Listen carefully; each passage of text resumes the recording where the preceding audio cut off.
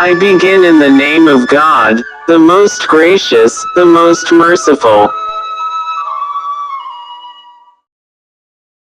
तीसरे बूढ़े ने कहना शुरू किया, हे दैत्य सम्राट, ये खच्चर मेरी पत्नी है।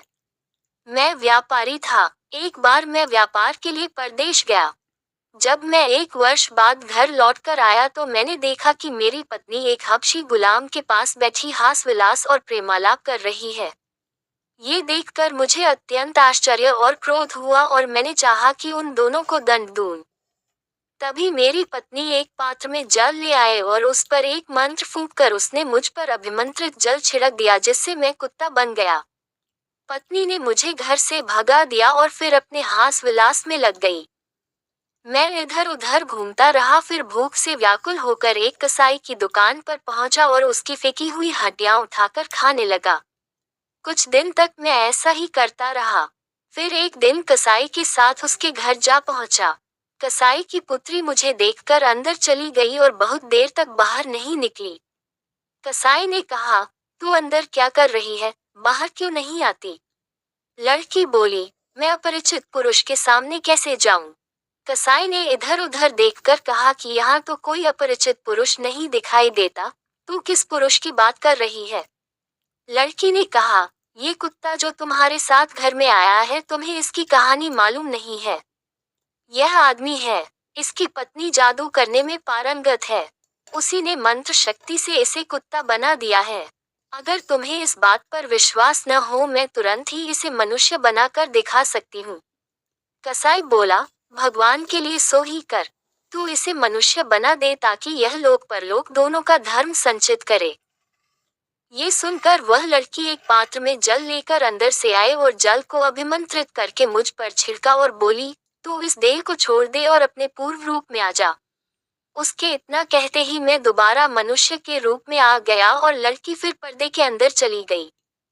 मैंने उसके उपकार से अल होकर कहा, हे भाग्यवती, तूने मेरा जो उपकार किया है उससे तुझे लोक परलोक का सतत सुख प्राप्त हो। अब मैं चाहता हूँ कि मेरी पत्नी को भी कुछ ऐसा ही दंड मिले।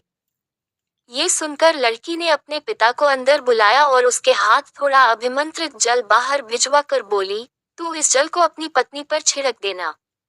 फिर तू उसे जो भी देह देना चाहे उस पशु का नाम लेकर स्त्री से कहना कि तू ये हो जा। वह उसी पशु की देह धारण कर लेगी। मैं उस जल को अपने घर ले गया। उस समय मेरी पत्नी सो रही थी। इससे मुझे काम करने का अच्छा मौका मिल गया।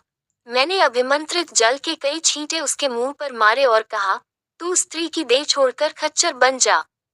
वह खच्चर बन गई और तब से मैं इसी रूप में अपने साथ लिए घूमता हूँ। शहरजाद ने कहा, बादशाह सलामत। जब तीसरा वृद्ध अपनी कहानी कह चुका तो दैत्य को बड़ा आश्चर्य हुआ। उसने खच्चर से पूछा कि क्या ये बात सच है जो ये बूढ़ा कहता है?